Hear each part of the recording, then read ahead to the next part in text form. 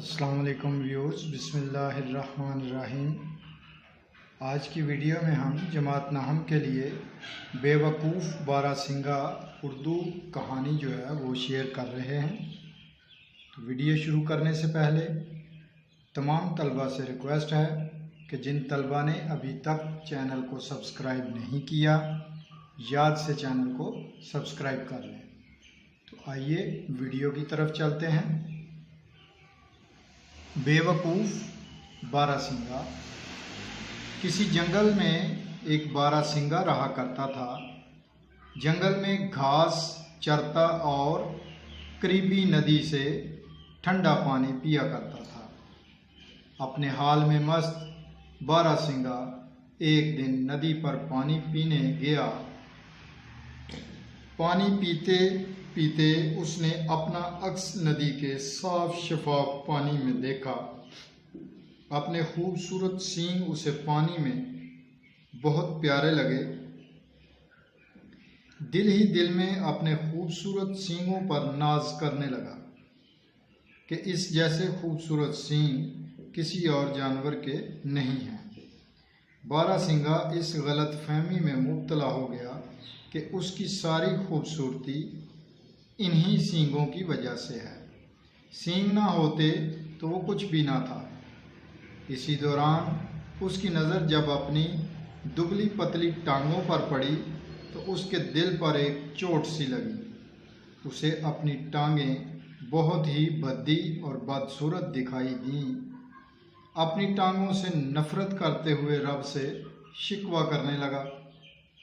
کہنے لگا، اے اللہ، تو نے مجھے اتنے خوبصورت سینگ دیے ہیں، مجھے اتنا خوبصورت بنایا ہے، پھر میرے جسم کے ساتھ اتنی بدصورت اور دبلی پتلی ٹانگیں کیوں بنا دیں؟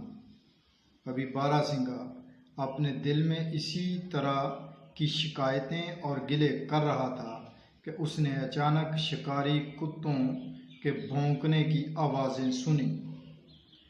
مڑ کر دیکھا تو کچھ ہی دور چند شکاری کتے اس کی طرف دوڑے چلے آ رہے تھے۔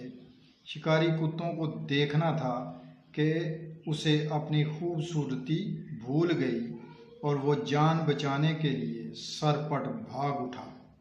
اس کی دبلی پتلی بدصورت ٹانگوں نے کتوں سے دور بھاگنے میں اس کی بڑی مدد کی اور جلد ہی اسے شکاری کتوں سے کافی فاصلے پر لے گئی۔ لیکن بھاگتے بھاگتے اچانک اس کے خوبصورت سینگ کانٹے دار جھاڑیوں میں پھنس گئے۔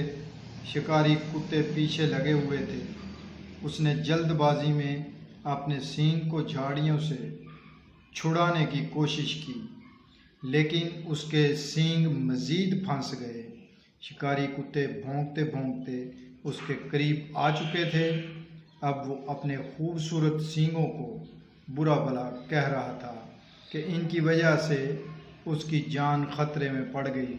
اتنے میں شکاری کتے اس کے سر پر پہنچ گئے اور آن کی آن میں اسے چیر پھاڑ کر رکھ دیا۔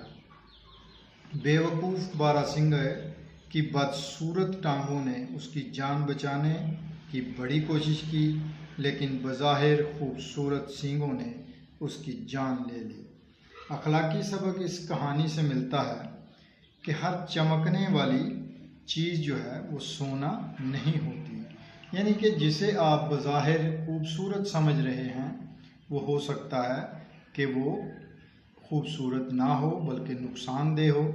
تو لہٰذا اس اخلاقی سبق کو ہمیں اپنے ذہن میں رکھنا چاہیے کہ ہر چمکنے والی چیز سونا نہیں ہوتی۔ تو اپنا خیال رکھیے گا۔ انشاءاللہ تعالی نیکسٹ ویڈیو میں ملیں گے۔ اللہ حافظ۔